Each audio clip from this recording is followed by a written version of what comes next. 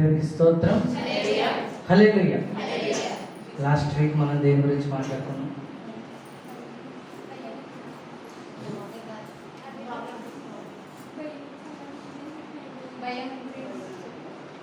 Problems గురించి మాట్లాడుకున్నాం. దేవుడు ఎర్ర సముద్రమును పాయలుగా చేశాడు కానీ దాన్ని తీయలేదు. అలాగే మన జీవితంలో కూడా మన సమస్యలను ఎదుర్కోవడానికి దేవుడు ఒక సొల్యూషన్ అనేది ఇస్తాడు. కొన్నిసార్లు ఆ సమస్యని తీయలేకపోవచ్చు. దేవునికి స్తోత్రం. హల్లెలూయా. అలాంటప్పుడు నువ్వేం చేయాలి? ప్రార్థన చేయాలి, దేవుడి వాక్యము వినాలి, దేవుణ్ణి ప్రేమించాలి, దేవుణ్ణి హత్తుకోవాలి, దేవునితో సంభాషణ కలిగి మనము జీవించాలి. దేవునికి స్తోత్రం. హల్లెలూయా. అలాగే ఈరోజు మనం దావీదు గురించి మాట్లాడుకుందాం కొద్దిసేపు. మీ అందరికీ తెలుసు దావీదు గురించి. ఇక్కడ ఉన్న ప్రతి ఒక్కరికి దావీదు గురించి తెలుసు. దేవునికి స్తోత్రం. హల్లెలూయా. అపోస్తుల కార్యములు 13వ అధ్యాయము 22వ వచనం. తరువాత అతనిని తొలగించి దావీదును వారికి రాజుగా ఏర్పరచెను. మరియు ఆయన నేను యెషయా కుమారుడైన దావీదును కనుగొంటిని. అతడు నా ఇష్టానుసారుడైన మనుష్యుడు. అతడు నా ఉద్దేశములన్నీ నెరవేర్చినని చెప్పి అతని గూర్చి సాక్ష్యం ఇచ్చాను. దేవునికి స్తోత్రం. హల్లెలూయా. చిన్న ప్రార్థన చేసుకుందాం. మనకు తలవచ్చు కళ్ళు. మహాపరిశుద్ధుడా, పరలోకమందున్న దేవా, మీ నామాన వందనములు, స్తోత్రం. కూడి వచ్చిన ప్రతి ఒక్కరిని మీరు దీవించండి. అలాగే కొద్దిసేపు నేను వాక్యాన్ని పంచుకుంటాను. కావలసిన జ్ఞానము, బలము, శక్తి మీరు దయచేయండి. యేసే మీకు వందనం. వినుటకు వచ్చిన బిడ్డను కూడా మీరు దీవించండి. వాళ్ళని వాక్యానుసారమైన జీవితాన్ని జీవించే భాగ్యం మీరు దయచేయండి. ప్రార్థిస్తూ బతిమాలు వేడుకుంటున్నాం తండ్రి. దేవునికి స్తోత్రం. హల్లెలూయా. ఇక్కడ దావీదు ఎన్నో లక్షణాలను కలిగి జీవించాడు దేవుడి ఎదుట. అవునా కదా? చాలా లక్షణాలు. అందరూ మొదటిగా చూస్తే హంబుల్ అంటే ఏంటో తెలిసింది? హంబుల్ అంటే తగ్గించుకొని బ్రతుకుతాడు. అవునా కదా? 2 సమయాలు 7:18 చదువు సార్.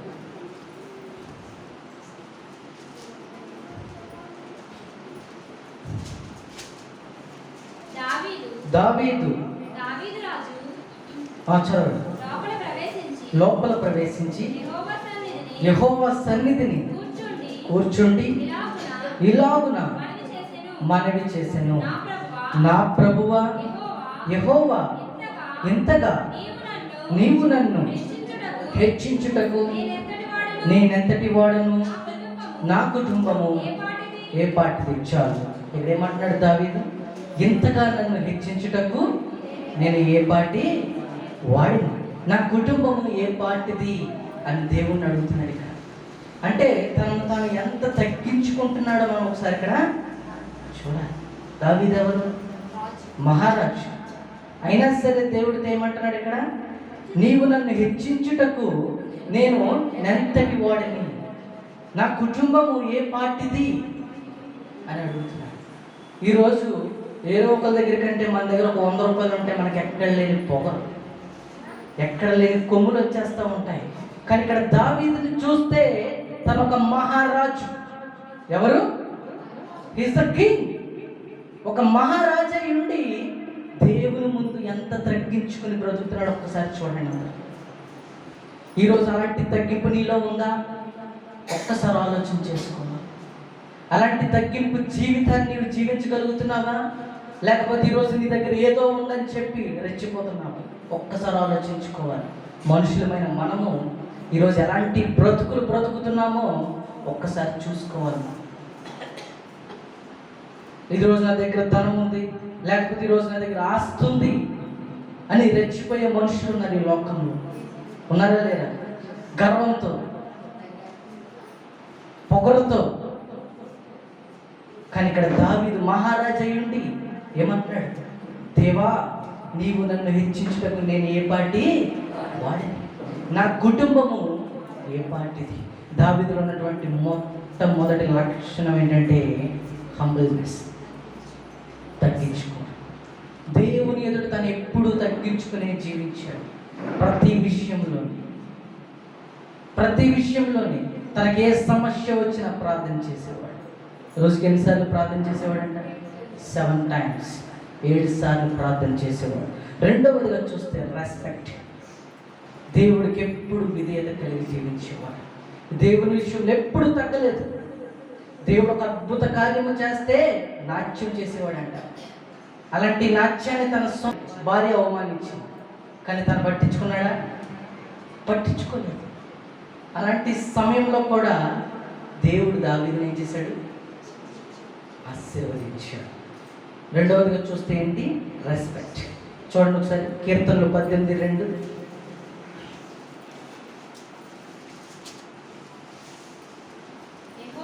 యెహోవా నా శైలము, నా కోట, నన్ను రక్షించువాడు, నా కేడము, నా రక్షణ శృంగము, నా ఉన్నత దుర్గము, నా దేవుడు, నేను ఆశ్రయించి ఉన్న నా దుర్గము. యెహోవా నా శైలము, నా కోట, నన్ను రక్షించు వాడు, నా కేడము, నా రక్షణ శృంగం. చూడండి ఇక్కడ ఎంత రెస్పెక్ట్ చేస్తున్నాడు దేవుణ్ణి. అలాంటి రెస్పెక్ట్ కలిగి మనం జీవిస్తున్నాము. దేవుడు ప్రార్థన అంటే రెస్పెక్ట్ లేదు, దేవుడు వాక్యం అంటే రెస్పెక్ట్ లేదు, దేవుని సన్నిధి అంటే రెస్పెక్ట్ లేదు ఈ రోజుల్లో మనకి. అవునా కదా? ఉందా మనకు రెస్పెక్ట్ అంటే? దేవుని సన్నిధి అంటే, దేవుని సేవకులంటే రెస్పెక్ట్ లేదు, దేవుని బోధ అంటే రెస్పెక్ట్ లేదు. ఈరోజు మనకే ఏమీ రెస్పెక్ట్ లేకుండా బ్రతుకుతున్నాం మన జీవితం. కానీ ఇక్కడ మహారాజైన దావీదు దేవుని ఏ రీతిగా రెస్పెక్ట్ చేస్తున్నాడో చూడండి ఒకసారి. యెహోవా నా శైలము, నా కోట, నన్ను రక్షించువాడు, నా కీడము, నా రక్షణ శృంగము, నా ఉన్నత దుర్గము, నా దేవుడను నేను ఆశ్రయించి ఉన్నాను, నా దుర్గము. ఎంత గొప్పగా చెప్తున్నాడు ఒక్కసారి ఆలోచించేయండి దేవుడి గురించి ఇక్కడ దావీదు. తను ఏ స్టేజ్లో ఉండి దేవునికి ఎంత రెస్పెక్ట్ ఇచ్చాడు. కానీ ఈరోజు మనం మన స్థాయిని మర్చిపోయి మనం దేవుణ్ణి రెస్పెక్ట్ చేయలేకపోతాం. We are not respectful towards the God. అవునా కదా? లేము. దేవుని సన్నిధికి సమయానికి రాము, దేవుని సన్నిధిలో సరిగ్గా కూర్చోము. అలా ఉన్నాయి మన జీవితాలు ఈరోజు. కానీ ఇక్కడ మహారాజు అయినటువంటి దావీదు చెప్తున్నాడు దేవుని గురించి, ఆయనే నాకు శైలం, ఆయనే నా కోట, ఆయనే నా శృంగం, నన్ను రక్షించిన దేవుడు అని చెప్పి అంత గొప్పగా గణపరుస్తున్నాడు, అంత గొప్పగా రెస్పెక్ట్ ఇస్తున్నాడు. ఈరోజు నువ్వు అలాంటి రెస్పెక్ట్ని కలిగి ఉంటున్నావు అనే జీవితంలో ఒక్కసారి ఆలోచించుకో. ప్రార్థనలు ఏం చేస్తున్నావు? ప్రార్థనలు ఎలా ఉంటున్నావు? పాటలు పాడుతున్నావా? దేవుడు నీకు ఇచ్చినటువంటి తలంపుని నీవు నెరవేరుస్తున్నావా? దేవుడు నీకు పాటలు పాడి తలంపిస్తే నువ్వు పాటలు పాడగలుగుతున్నావా? దేవుడు నీకు వాక్యం చదివి తలంపించినప్పుడు వాక్యం చదవగలుగుతున్నావా? దేవుడు నిన్ను గణపరిచే తలంపించినప్పుడు దేవుని గణపరచగలుగుతున్నావా? ఒక్కసారి ఆలోచన చేసుకోవాలి మనం ఈరోజు. దావీదు సాధారణ వ్యక్తి కాదు. అవునా కాదు? తన సాధారణమైన వ్యక్తి అయితే కాదు. చిన్న వయసులోనే మహారాజుగా పట్టాభిషేకం చేయగలుగుతుంది. అవునా కదా? చిన్న వయసులోనే. అలాంటి దావీదు ఈరోజు దేవుడి గురించి చెప్తున్నాడు. ఆయనే నా సైన్యం, ఆయనే నా కోట, ఆయనే నా దుర్గము అని దేవుడి గురించి చాలా రెస్పెక్ట్ఫుల్గా మాట్లాడుతున్నాడు అక్కడ దావీదు. కానీ ఈరోజు నువ్వు దేవుడికి ఎంత రెస్పెక్ట్ ఇస్తున్నావు ఒక్కసారి ఆలోచన చేసుకో. దేవుని సేవకులకి ఎంత రెస్పెక్ట్ ఇస్తున్నావు ఒక్కసారి ఆలోచన చేసుకో. దేవుని సంఘంలో ఎంత రెస్పెక్ట్ఫుల్గా ఉంటున్నావు ఒక్కసారి ఆలోచన చేసుకో. మొదటిగా దావీదు హంబుల్గా ఉన్నాడు, తగ్గించే మనస్తత్వాన్ని కలిగి ఉన్నాడు. రెండవదిగా చూస్తే రెస్పెక్ట్ఫుల్. అలాగే మూడవదిగా చూస్తే ట్రస్ట్ అంటే నమ్మకం. దేవుని ఎదుట నమ్మకం కలిగి జీవించాడు. చదవండి కీర్తనలు 27:1. యెహోవా నాకు వెలుగును రక్షణయై ఉన్నాడు, నేనెవరికి భయపడుతును? యెహోవా నా ప్రాణదుర్గము, ఎవరికి వెతును? నా శరీర మాంసము తినుటకై దుష్టులు నా మీదకి వచ్చినప్పుడు, నన్ను బాధించు శత్రువులు నా మీదకి వచ్చినప్పుడు వారి తొట్టెల కూలిరి. ఎంత నమ్మకం అంటే ఆ మాట చెప్తాడు ఇక్కడ దావీదు. ఒకసారి ఆలోచించి, అంటే దావీదుకి దేవునిపై ఎంత నమ్మకం. నా శత్రువులు నా మీదకు వచ్చినప్పుడు వారు ఏమవుతారంట? తొట్టెల్ని కూలిరంట. దేవునికి స్తోత్రం, హల్లెలూయా. ఈరోజు నువ్వు అలాంటి నమ్మకం కలిగి ఉన్నావా? ఒక్కసారి నువ్వు చెప్పగలవా? నా శత్రువులు నా మీదకు వచ్చినప్పుడు వాళ్ళు కూలిపోతారని, లేకపోతే నా శత్రువులు నా మీదకు వచ్చినప్పుడు వారిని దేవుడు నాశనం చేయగలడని నువ్వు బల్ల ముందు చెప్పగలవా? కానీ దావీదు చెప్పాడు. అంటే దావీదు ఎంత నమ్మకం కలిగి జీవిస్తున్నాడు దేవుడి పట్ల. అలాంటి నమ్మకం నీకున్నా? నువ్వు చెప్పగలవా? 100%. ఈరోజు నీ శత్రువుని ఎదురుకు వచ్చినప్పుడు నిన్నేమి చేయలేడు, కనీసం ఒక మాట కూడా అనలేడని నువ్వు చెప్పగలవా బలబుద్ధి? కానీ ఇక్కడ దావీదు సెలవిస్తున్నాడు, యెహోవా నాకు వెలుగును రక్షణనై ఉన్నాడు అంట. దేవుడే నాకు వెలుగై ఉన్నాడు, దేవుడే నన్ను రక్షించువాడు అని ఎంత నమ్మకంతో మాట్లాడుతున్నాడు ఇక్కడ దావీదు. ఒక్కసారి ఆలోచించేయాలి, ఎంత నమ్మకం అంటే అలాంటి మాటలు వస్తాయి నోటంట. అంటే ఎంత ట్రస్ట్ చేస్తున్నాడు దేవుడిని. నా దేవుడు నన్ను ఈ సమస్య నుంచి ఎలాగైనా బయట పడేయగలడు, నా దేవుడు ఈ శోధన లేదా ఇబ్బంది, ఈ తెగుల నుంచి నన్ను ఎలాగైనా బయటికి లాగడు. ఎలాంటి శత్రు సైన్యము నా మీదకి వచ్చినా సరే దేవుడు వారి నుంచి నన్ను తప్పిస్తాడు. సీ ద లాయాలిటీ, అంటే ఎంత నమ్మకంగా ఉంటున్నాడు దేవుడికి. అటువంటి నమ్మకం మనం కలిగి లేకపోతున్నాం. ఈరోజు ఒక అనారోగ్యంతో బాధపడుతున్నావంటే దేవుడు దీన్ని స్వస్థపరుస్తాడా లేదా అని అపనమ్మకం నీలో ఇంకా దాగి ఉంది. అందుకే నువ్వు ఇంకా అనారోగ్యంతో బాధపడుతున్నావు. అందుకే దేవుడు అంటూ ఉంటాడు, నీ చింత నా మీద వెయ్యి, నేను చూసుకుంటాను. అవునా కదా? పేతురు రాసిన పత్రికలో దేవుడు చెప్తూ ఉంటాడు, cast all our anxieties on me. అంటే నీ చింత యావత్తు నా మీద వెయ్యి, మిగిలిన సంగతి నేను చూసుకుంటాను. కానీ మీరేమో ఎయ్యరు, ఇంకా మనకి నమ్మకాలు లేవు. అటు ఇటు అటు ఇటు అటు ఇటు ఇంకా తిరగలు తిరిగినట్టు అటు ఇటు తిరుగుతూనే ఉంటాం. కానీ ఇక్కడ దావీదు అలా లేడు, కంప్లీట్గా ట్రస్ట్ చేశాడు దేవుడిని. He was completely loyal towards the God. దేవుడిని ఖచ్చితంగా నమ్మాడు. ఇక్కడ ఈరోజు దావీదు బల్ల ముందు చెప్తున్నాడు, నాకు వెలుగు ఆయనే, నన్ను రక్షించు దేవుడు ఆయనే. శత్రువులు ఎంతమంది నా మీదకు వచ్చినా వాళ్ళని నాశనం చేయగల దేవుడు కూడా ఆయన. ఎవరు చెప్తున్నారు ఈ మాట? దావీదు చెప్తాడు. మొదటిగా ఏం కలిగి ఉన్నాడు? హంబుల్నెస్, అంటే తగ్గించుకునే స్వభావం. వచ్చేవారు మీ అన్ని అడుగుతాను, మళ్ళీ చెప్పాలి, లేపు అడుగుతాను ఒక్కొక్కరు. దేవునికి స్తోత్రం, హల్లెలూయా. మొదటిగా తగ్గించుకునే స్వభావం కలిగి జీవించాడు దావీదు. అవునా కదా? ఎంత తగ్గించుకున్నాడు? నేను ఏ పార్టీ వాడినయ్యా అని అడుగుతున్నాడు దేవుడిని.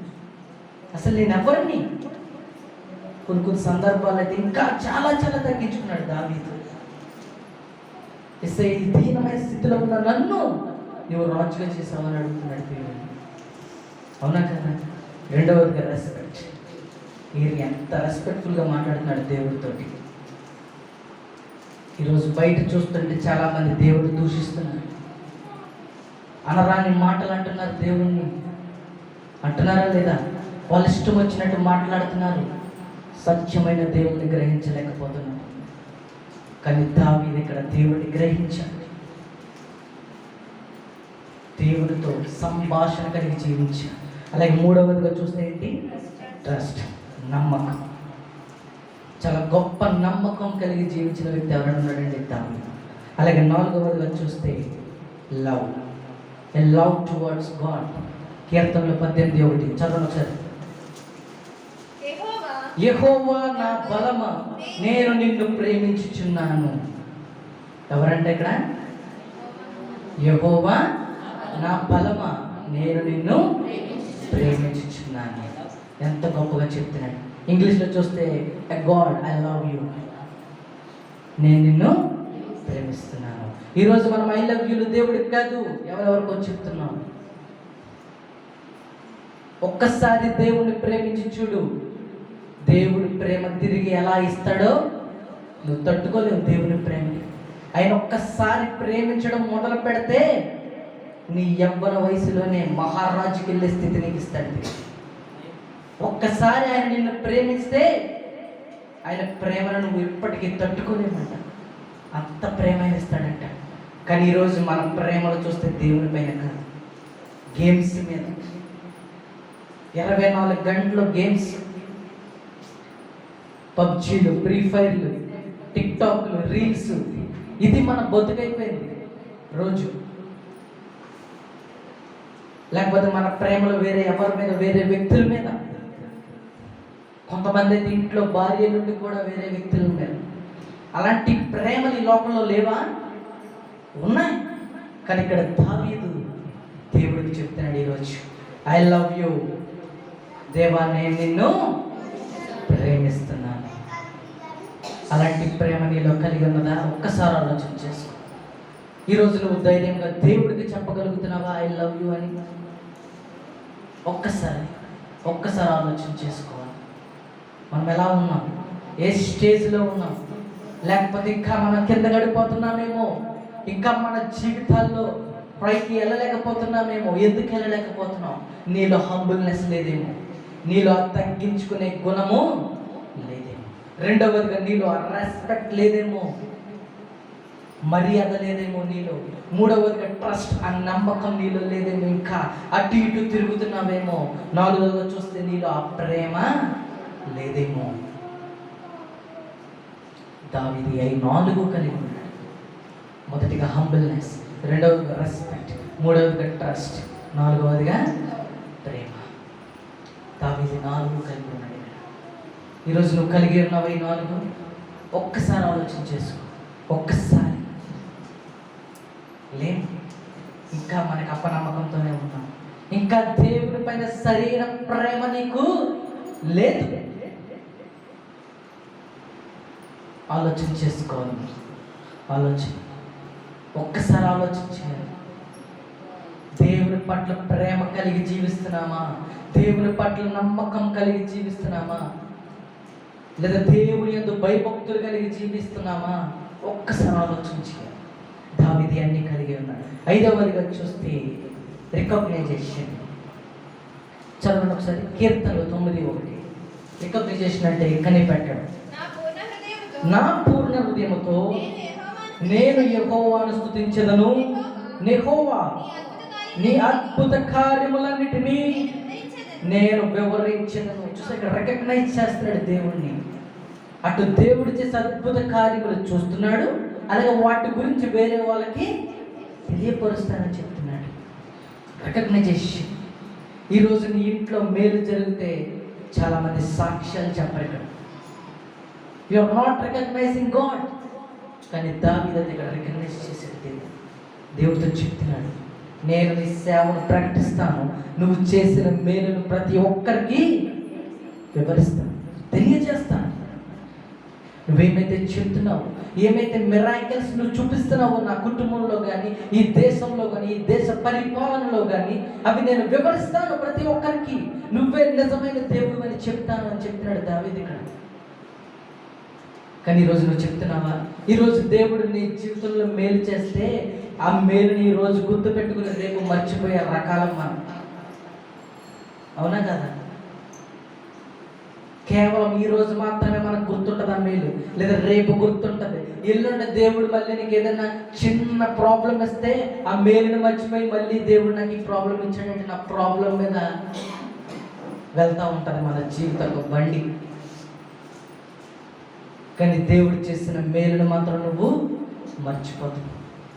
కానీ ఇక్కడ దావీదు చెప్తున్నాడు, ఎంత గొప్పగా చెప్తున్నాడు. ఒక్కసారి ఆలోచన చేయాలి మనం. ఎంత గొప్పగా మాట్లాడుతున్నాడు.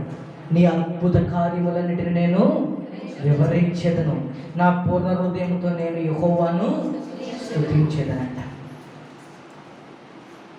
ఈరోజు నువ్వు అలాంటి రికగ్నైజేషన్ కలిగి ఉన్నావనే జీవితంలో దేవుణ్ణి నువ్వు కనిపెట్టగలుగుతున్నావా? దేవుని గురించి వేరే వాళ్ళకి నువ్వు చెప్పగలుగుతున్నావా? అన్యులు ఇంకా అన్యుల్లానే ఉంటున్నారు, ఎందుకంటే మీలాంటి వాళ్ళు రికగ్నైజ్ చేయలేకపోతున్నారు. మీరు దేవుని కనిపెట్టలేకపోతున్నారు. You are unable to find the God. కానీ ఇక్కడ దేవుడిని దావీదు ఏం చేశాడు? కనిపెడుతున్నాడు. దావీదు అంటున్నాడు కదా, మీరు చేసే అద్భుత కార్యములు నేను ఈ ప్రపంచానికి తెలియజేస్తానని చెప్తున్నాడు. దేవుని యొక్క బోధ వింటున్నాం మనం, దేవుని యొక్క పరిచర్యలో పాలుభాగస్తులమయ్యాం మనం. కానీ దేవుని గురించి అన్యులకు మనం వివరించలేకపోతున్నాం. అందుకే ఇంకా వాళ్ళు వాళ్ళకిలానే ఉంటున్నారు, ఇంకా అపనమ్మకంతోనే జీవిస్తున్నారు. ఇంకా అందుకే ఈ భయంకరమైనటువంటి విశేషాలు జరుగుతున్నాయి ఈ లోకంలో. దేవుని వాక్యం వింటున్న నీవు, దేవుని సేవలో పాలుభాగస్తుడైనటువంటి నీవు దేవుని సువార్తను ప్రకటించు. దేవుడు నీకే కాదు, ఈ యొక్క సన్నిధిలో ఎవరికే అద్భుత కార్యము చేసినా నా దేవుడు నా సహోదరికి అద్భుతం చేశాడు, లేకపోతే నా దేవుడు నా సహోదరుడికి అద్భుతాన్ని చేశాడు అని నువ్వు ప్రకటించాలి. దావీదు అదే చెప్పాడు. మరి ఈరోజు నువ్వేం కలిగి ఉన్నావు? ఎలాంటిది కలిగి ఉన్నావు? ఒక్కసారి ఆలోచన చేసుకో. మొదటిగా చూస్తే ఏంటి? హంబుల్నెస్. రెండవదిగా, మూడవదిగా, నాలుగవదిగా, ఐదవదిగా రికగ్నైజేషన్. ఆరవదిగా చూస్తే he was faithful and loyal. దేవుని యందు విశ్వాసము కలిగి జీవించాడు. ఆరవదిగా చూస్తే కీర్తన 23 వచ్చిన, నేను బ్రతుకు దినములన్నీ కృపాక్షేమములైన వెంట వచ్చెను, చిరకాలం యెహోవా మందిరంలో నేను నివాసము చేసేదను. ఎంత విశ్వాసం ఉంటే ఆ మాట మాట్లాడతాడు ఇక్కడ. నేను బ్రతుకు దినములన్నీ కృపాక్షేమములై నా వెంట వచ్చిన, యెహోవా మందిరంలో చిరకాలము నేను నివాసము చేసేదను. See how faithful he is. ఎంత ఫెయిత్ఫుల్, ఎంత విశ్వాసం కలిగి ఉంటా మాట మాట్లాడతాడు దావీదు. ఈరోజు నువ్వు చెప్పగలవు, చిరకాలం యెహోవా సన్నిధిలో నేను ఉంటానని, చిరకాలం యెహోవా సన్నిధిలో నేను నివసిస్తానని? Can you? చిరకాలం నేను యెహోవా సన్నిధిలో ఉంటాను, లేకపోతే చిరకాలం నేను యెహోవా సన్నిధిలో నివసిస్తానని చెప్పగలరు వీళ్ళు ఎవరైనా? ఈ పలంగా మీకు పని దొరికితే దేవుని సన్నిధి వదిలేసి వెళ్ళిపోతారు. ఈ పలంగా ఈరోజు ఏదైనా ఫంక్షన్ అంటే దేవుని సన్నిధి వదిలేసి. కానీ ఇక్కడ దావీదు చెప్తున్నాడు, దావీదు మాట్లాడుతున్నాడు. ఏమని మాట్లాడుతున్నాడు?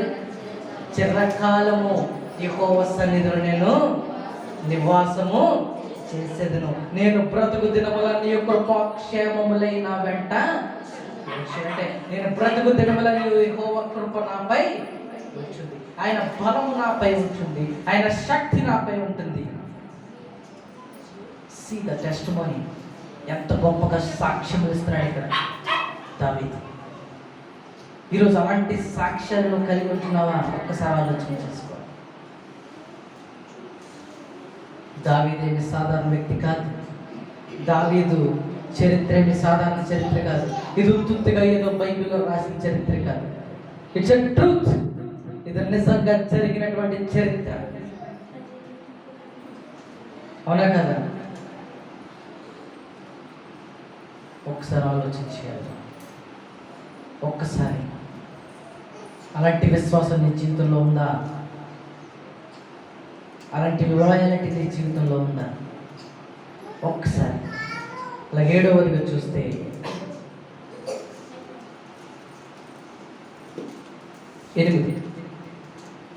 He was obedient. ఒబీడియంట్ అంటే విధేయత, లోబడటం. He was so obedient towards God. కీర్తన 119:34. నీ ధర్మశాస్త్రం అనుసరించుటకు నాకు బుద్ధి దయచేయము. అప్పుడు నా పూర్ణ హృదయముతో నేను దాని ప్రకారము నడుచుకున్నాను. దేవుని అడుగుతున్నాడు, నాకు బుద్ధి దయచేయమంటాడు. ఏం దయచేయాలి? బుద్ధి, ఒబీడియన్స్, విధేయత, లోబడటం. ఇక్కడ దావీదు అడుగుతున్నాడు, కానీ అట్టి రీతిగానే దావీదు ఉన్నాడు, జీవించాడు. అలాంటి బుద్ధి మన జీవితంలో ఉందా? అలాంటి విధేయత మన జీవితంలో ఉందా? పాటలు వచ్చి కూడా పాటలు పాడలేకపోతున్నాం. వాక్యం వచ్చి కూడా వాక్యం చదవలేని దుస్థితిలో ఉన్నాము. అవునా కదా? యెహోవా ధర్మశాస్త్రము ప్రతి ఒక్కరికి తెలుసు ఇక్కడ, కానీ దాన్ని అనుసరించాం. సైతాన్ యొక్క ధర్మశాస్త్రాన్ని మాత్రం పరిపూర్ణంగా పాటిస్తాం. దేవుడు ధర్మశాస్త్రాన్ని వదిలేస్తాం, కానీ సైతాన్ ధర్మశాస్త్రాన్ని మాత్రం చాలా అద్భుతంగా, మాట తప్పకుండా, లెక్క తప్పకుండా చాలా అద్భుతంగా పాటిస్తూ ఉంటాం అన్నమాట మనం. కానీ అందుకే దావీదు మాట్లాడుతున్నాడు చాలా క్లియర్గా, చాలా స్పష్టంగా, దేవా నీ ధర్మశాస్త్రాన్ని అనుసరించుటకు నాకేం కావాలంట? బుద్ధి, బుద్ధి దయచేయమని చెప్తున్నాడు. నువ్వు అడుగుతున్నావా? సిగ్గు మనకి కదా, అడగడానికి సిగ్గు. కానీ మహారాజు అయ్యుండి అడుగుతున్నాడు దేవుడిని ఇక్కడ, ఏమని? దేవా నాకు బుద్ధి దయచేయమని అడుగుతున్నాడు. ఈరోజు నువ్వు అడుగుతున్నావు అలాగే దేవుడిని, దేవా నాకు జ్ఞానం లేదేమో, జ్ఞానం నీ దేవా.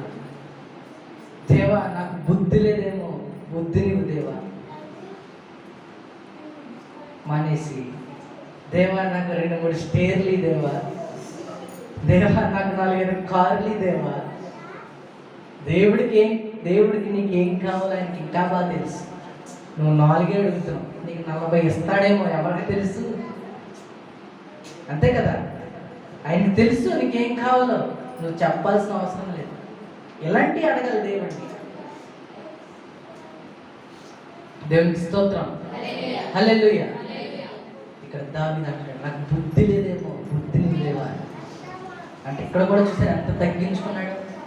ఎవరు? దావీదు మహారాజు. ఇక్కడైనా నీ జీవితంలో నిన్ను ఏదైనా వెనక్కి లాగుతుందేమో, దాన్ని విడిచేయడానికి ఇప్పుడే తీర్మానం చేసుకో. ఇది 100%. ఈరోజు నువ్వు గేమ్స్తో ఉంటున్నావేమో, యేసయ్య దీన్ని వదిలేస్తా ఈ సమయంలో. ఈరోజు నువ్వు చిల్లర తిరుగుతున్నావేమో, యేసయ్య ఈరోజు నుంచి అవి నేను వదిలేస్తా. ఈరోజు నీవు వేరే వ్యక్తులకి ఎవరికో ఐ లవ్ యూ చెప్తున్నావేమో, దేవా ఈ రోజు నుంచి నేను ఇది వదిలేస్తా, ఈరోజు నుంచి నీకు చెప్తాను ఐ లవ్ యూ. ఇది ఒక్కసారి తీర్మానం చేసుకోండి ఈ సమయంలో. ఇక్కడ దావీదు తీర్మానం చేసుకునే బ్రతికాడు, దావీదు తీర్మానం చేసుకునే జీవించాడు. ఒక్కసారి ఆలోచన చేసుకోవాలి. అందరికి అర్థమవుతుంది కదన్న వాక్యం. దేవునికి స్తోత్రం, హల్లెలూయా. అలాగే ఆఖరిగా చూస్తే రిపెంటెంట్.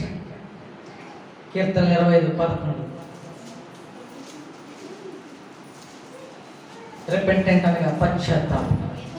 యెహోవా నా పాపము బహుఘోరమైనది, నీ నామమును బట్టి దానిని క్షమించు. దేవునికి స్తోత్రం, హల్లెలూయా. పాపం చేసేమన్నాడు ఇక్కడ, పశ్చాత్తాపడుతున్నాడు. అవునా కదా? ఈరోజు మనమైతే పాపాలు చేసి ఏముందిలే అనుకుంటాం. అవునా కదా? అవునా కదా? అవును.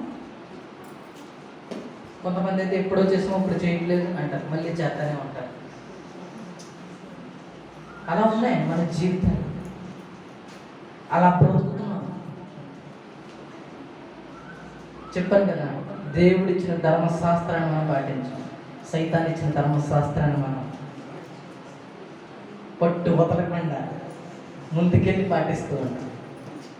ప్రతి ఒక్కరంతే. సన్నిధిలో ఉన్నప్పుడే ప్రార్థన, సన్నిధిలో ఉన్నప్పుడే వాక్యం, సన్నిధిలో ఉన్నప్పుడే పాటలు, బయటికి వెళ్తే అది వేరే. కొంతమంది ఎందుకు ఈ బ్రతుకులు? ఒక్కసారి ఆలోచన చేసుకోవాలి. నీతిగా ఎందుకు బ్రతకలేకపోతున్నాము? ఇక్కడ దావీదు గుణగణాలన్నీ కలిగి ఉన్నాడు కాబట్టి దేవుడు మాట్లాడుతున్నాడు. మనం ముందు మాట్లాడుకున్నాం కదా, అపోస్తలుల కార్యములు 13:22. ఒక్కసారి తరువాత అతనిని తొలగించి దావీదును వారికి రాజుగా ఏర్పరచును, మరియు ఆయనను నేను యెషయా కుమారుడినైన దావీదును కనుగొంటిని, అతడు నా ఇష్టానుసారుడైన మనుష్యుడు అంటారు. ఇంగ్లీష్లో చూస్తే man after my own heart. అసలు ఎంత గొప్ప పదం అది. అతడు నా ఇష్టానుసారుడైన మనుష్యుడు అంట. ఈరోజు దేవుడు నీ గురించి ఇస్తున్నాడు ఎలాంటి సాక్ష్యం? ఒక్కసారి చెప్పాలి, నాకు చెప్పగలవా? దేవుడు నా గురించి ఎలాంటి సాక్ష్యాన్ని ఇవ్వగలడు అని కన్ఫర్మ్ చేయగలగాడు. ఇక్కడ దావీదు గురించి దేవుడు చెప్తున్నాడు, అతడు నా ఇష్టానుసారుడైన మనుష్యుడు అంట. అంటే నాకు చాలా ఇష్టమైనటువంటి వ్యక్తి. I love him. ఎందులో చేస్తున్నాడు దేవుడు? దావీదు దేవుడిని ప్రేమిస్తున్నాడు కాబట్టి, దావీదు దేవుని తగ్గించుకుని బ్రతుకుతున్నాడు కాబట్టి, దావీదు దేవుడికి రెస్పెక్ట్ ఇస్తున్నాడు కాబట్టి, దావీదు దేవుని యందు విధేయత కలిగి జీవిస్తున్నాడు కాబట్టి. ఒక్కసారి ఆలోచించేయండి, ఇవన్నీ నీ జీవితంలో కలిగి ఉన్నావా?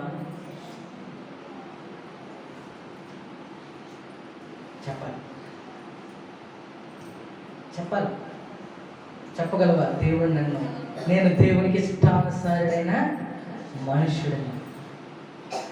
అలాగే దేవుడు ఎంత గొప్ప గొప్ప సాక్ష్యాలు ఇచ్చాడంటే. అలాగే రెండవదిగా చూడండి, 1 సాముయేలు 16:22.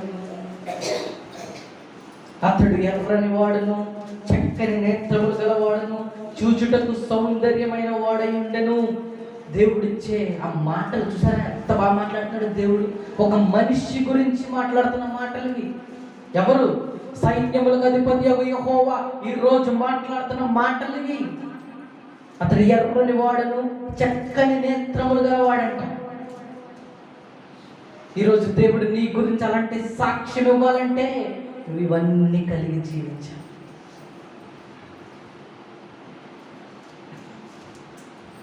జీవించగలుగుతున్నావా? లేదు. కానీ ఇకపై ఈరోజు ఒక తీర్మానం చేసుకోవాలి.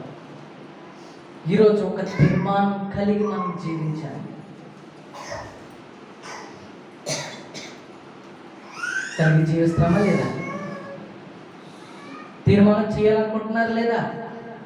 ఈరోజు అనుకోండి ఒకసారి, ఎస్ఏ నన్ను ఏదో వెనక్కలాగుతుంది, దాని నుంచి నేను ఈరోజు బయటికి రావాలనుకుంటున్నాను. I want to catch your hand. నీ చేయి పట్టుకుని నడవాలనుకుంటున్నాను. ఒక్కసారి వాక్యం అయిపోయింది అనుకుంటున్నారా? అసలు వాక్యం ఇప్పుడే స్టార్ట్ అవుతుంది. నిజం, అసలు వాక్యం ఇప్పుడే స్టార్ట్ అవుతుంది. దేవునికి స్తోత్రం. హల్లెలూయా, హల్లెలూయా. దేవుడు దావీదుని ఎంత ప్రేమించాడు, అలాగే దావీదు కూడా దేవుణ్ణి ప్రేమించాడా లేదా? ప్రేమించాడు కాబట్టి అలాంటి మాటలు మాట్లాడుతున్నాడు దేవుడు దావీదు గురించి.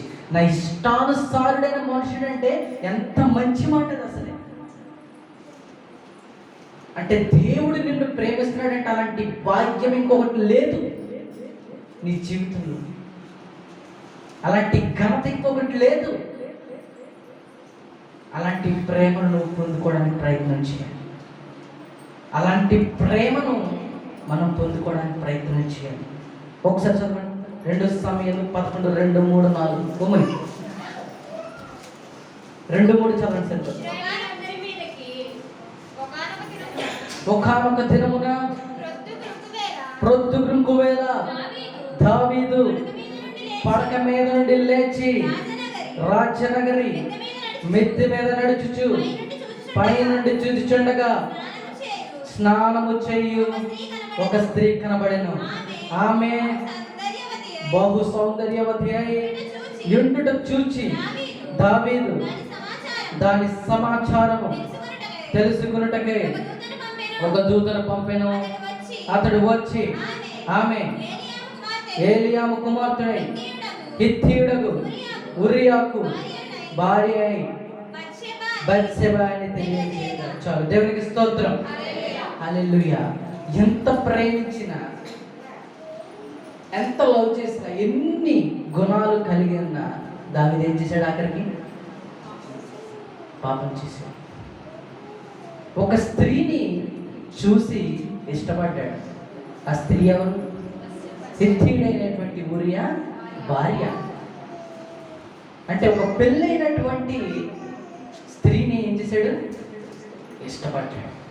పాపం చేశాడు లేదా? ఆ పాపాన్ని కప్పుపుచ్చుకోవడం కోసం తన భర్తను ఏం చేశాడు? చంపించాడు. చంపించిన మరుక్షణమే దేవుడు ఏం చేశాడు? దావీదు కొడుకుని లేపేశాడు. ఎంత ప్రేమించినా శిక్షించడం మాత్రం మాట దేవుడు. గుర్తుపెట్టుకోవాలి. దేవుడు ఈరోజు నిన్ను ఎంతో ప్రేమించవచ్చు. దేవుడు నీ గురించి ఎన్నో స్టేటస్లు చెప్పొచ్చు, లేదా ఎన్నో పొజిషన్స్ ఇవ్వచ్చు. కానీ ఒక్కసారి నువ్వు పాపం చేసావంటే శిక్షించడం మాత్రం దేవుడు ఇవ్వచ్చు. అది మనం చాలా క్లియర్గా గుర్తుపెట్టుకోవాలి. అదే వాక్యం ఒక కాన్సెప్ట్ ఇవ్వచ్చు. దేవుడు మన గురించి ఏదో కొటేషన్స్ ఇవ్వడం కాదు. ఈ రోజు నువ్వు ఇంకా అదే పాపంలో ఉంటే శిక్ష నుంచి తప్పించుకోలేవు. శిక్ష నీ నుంచి ఎవ్వడు తప్పించలేడు. దావీదు ప్రార్థన చేశాడు, ఉపవాసం ఉన్నాడు, బతిమాలుకున్నాడు. అయినా దేవుడు ఆపలేదు, చంపేశాడు. చంపేయడం లేదా? చెప్పాడు దేవుడు, స్టేట్మెంట్ ఇచ్చాడు అక్కడ, నీ కొడుకు చచ్చాను అని. ఈరోజు నువ్వు కూడా అలాంటి పాపం చేస్తున్నావేమో, లేకపోతే ఇంకా పాపంలో లోపలికంటా ఉన్నావేమో. ఒక్కసారి ఈరోజు దేవుడితో మాట్లాడి, దేవుడితో ఒక తీర్మానం కలిగి జీవించు. దేవుడు నిన్ను ఎంతైనా ప్రేమించవచ్చు. దేవుడు నీ కోసం ఏమైనా చెప్పుండొచ్చు. కానీ నువ్వు పాపం చేస్తే శిక్షకు పాత్రుడు. ఒక్కసారి ఆలోచన చేసుకో. ఇకపై దావీదు ఏ రీతిగా బతికాడు ఆ రీతిగా బతకడానికి ప్రయత్నం చేద్దాం. కానీ దావీదు చేసినటువంటి పాపాలను మాత్రం మనం చేయడానికి ప్రయత్నం చేయొద్దు. బైబిల్ చాలా ఇంట్రెస్టింగ్గా ఉంటుంది. వాళ్ళ మంచితనాన్ని చెప్తుంది, వాళ్ళ చెడ్డతనాన్ని కూడా చూపిస్తుంది. అందుకే బైబిల్ నిజమైంది. అది నిజమైంది కాబట్టి మంచే చెప్పుద్ది, చెడు చెప్పదు. అది సత్యమైన వాక్యం కాబట్టే అటు మంచిని వివరిస్తుంది, ఇటు చెడును కూడా వివరిస్తుంది. అందుకే వాక్యము 2 అంచుల వాడిగల ఖడ్గం. అంటే 2 వైపులా షార్ప్నెస్. ఇంగ్లీష్లో చూస్తే అవునా కదా? ఓ పక్క మంచిని వివరిస్తుంది, ఓ పక్కన చెడును కూడా వివరిస్తుంది. ఈరోజు దావీదు తప్పు చేశాడు, అందుకే శిక్షకేమయ్యాడు? పాత్రుడయ్యాడు. తన కొడుకుని చంపుకున్నాడు. బతిమాలాడు దేవుణ్ణి. ఎందుకంటే దేవునికి ఒక్కసారి నువ్వు కోపం రప్పించావంటే ఆయన కోపాన్ని తట్టుకోలేవు, ఆయన ప్రేమనే తట్టుకోలేవు. ఆలోచన చేసుకోవాలి. ఈరోజు దేవుడు మనల్ని ప్రేమించాలనుకుంటున్నావా, లేకపోతే దేవుడు నీ మీద కోప్పడాలనుకుంటున్నావా? ఇది నీకే వదిలేస్తున్న నిర్ణయం. దేవుడు నిన్ను ప్రేమించాలంటే దేవుని ఏమేమి కలిగి ఉండాలి చెప్పాలి ఒకసారి. ఫస్ట్ నుంచి humble, respect, trust, love, recognition, faithful, obedient and repentant. ఇవన్నీ నీ జీవితంలో నువ్వు కలిగి జీవించు. దేవుని కోపం నీపైకి రావాలంటే పాపపు జీవితం నుంచి నువ్వు బయటికి రావాలి. ఒక్కసారి 2 నిమిషాలు ప్రార్థన చేయండి. అందరూ తలలు వంచి మోకరించి ఒక్క 2 నిమిషాలు, ఒక్క 2 నిమిషాలు ఒక్కసారి ప్రార్థన. యేసయ్య మీకు వందనములు, యేసయ్య మీకు స్తోత్రములు. ప్రతి ఒక్కరు ప్రార్థన చేయాలి. ఎవరు మౌనంగా ఉండదు. మీ పక్క వాళ్ళని పట్టించుకోవద్దు, పిల్లల్ని అసలే పట్టించుకోవద్దు. ప్రార్థన చేయండి, ప్రార్థన చేయాలి, ప్రార్థన చేయాలి. మోకరించి యేసయ్య మీకు వందనం, యేసయ్య మీకు స్తోత్రము. ప్రతి ఒక్కరు ప్రార్థన చేయాలి, ప్రతి ఒక్కరు ప్రార్థన చేయాలి. యేసయ్య నువ్వు ఇచ్చినటువంటి అవకాశానికి మీకు వందనము. మా జీవితంలో ఇంకా వెనకబడి ఉన్నామేమో, మా జీవితంలో ఇంకా పాపపు జీవితంలో ఉన్నామేమో తండ్రి, ఇంకా పాపపు రుచిలో మేము ఉన్నామేమో తండ్రి. మమ్మల్ని బయటకు లాగు తండ్రి. ఈరోజు మా చెయ్యి మీకు ఇస్తున్నాం తండ్రి. అన్నావు కదా మా కుడి చేయి పట్టుకుని నడుస్తానని. ఈరోజు మా చెయ్యి మీకు ఇస్తున్నాం ప్రభువా, మమ్మల్ని నడిపించుము. ఈ పాపపు జీవితంలో నుంచి మమ్మల్ని బయటికి లాగు తండ్రి. నువ్వు గొప్ప దేవుడు ప్రభు, అద్భుతాలు చేయగలిగే దేవుడు తండ్రి. అటు దావీదు జీవితంలో నువ్వు అద్భుతాలు చేస్తావు తండ్రి. మీ కృపని వాళ్ళపై ఉంచావు తండ్రి. అట్టి కృప మా కుటుంబాల మీద ఉంచావు తండ్రి. అట్టి కృప మా సంఘములో ఉంచాను తండ్రి. మీ ఆరోగ్యం గొప్పది ప్రభు, అట్టి ఆరోగ్యం మాకు దయచేయండి. మీ జ్ఞానము గొప్పది తండ్రి, అట్టి జ్ఞానం మాకు దయచేయండి తండ్రి. ఇంకా మేము బుద్ధి లేని వారికి జీవిస్తున్నామేమో, అట్టి బుద్ధిని మాకు ఇవ్వు ప్రభు. ఈరోజు ఈ వాక్యము ద్వారా మేము ఎన్నో నేర్చుకున్నట్టు మీ శక్తిని మాకు దయచేయండి, మీ బలమును మాకు దయచేయండి, మీ జ్ఞానమును మాకు దయచేయండి తండ్రి. యేసయ్య దావీదుకు ఉన్నటువంటి ఆ గుణాల్లో కనీసం కొన్ని గుణాలైనా మాకుండే భాగ్యాన్ని ఇవ్వండి. అలాంటి పాపపు జీవితాన్ని నుంచి మమ్మల్ని బయటికి లాగండి తండ్రి. ఇలాంటి భయంకరమైన ఘోరమైన కరోనా వైరస్ని మీరు అనగా దుఃఖమని అడుగుతున్నాం తండ్రి. ఈరోజు మేమందరం ఒక తీర్మానం చేసుకుంటున్నాం తండ్రి. మా పాపపు జీవితం నుంచి మేము బయటకు వస్తామని, మేము బయటకు అడిగేస్తామని తండ్రి. మీరే క్షమించి కరుణించుకొని అడుగుతున్నాం తండ్రి. మీరు క్షమించే గొప్ప దేవుడు తండ్రి, దయ చూపే గొప్ప దేవుడు ప్రభు. నీవు ఇంత గొప్ప వాక్యాన్ని వివరించే జ్ఞానం ఇచ్చినందుకు మీకు వందనములు తండ్రి, మీకు స్తోత్రములు తండ్రి. మా ఇచ్చిన వాక్యాన్ని మీరు దీవించమని యేసు పరిశుద్ధ నామమున ప్రార్థిస్తున్నాం తండ్రి. ఆమేన్. అందరికీ వందనాలు.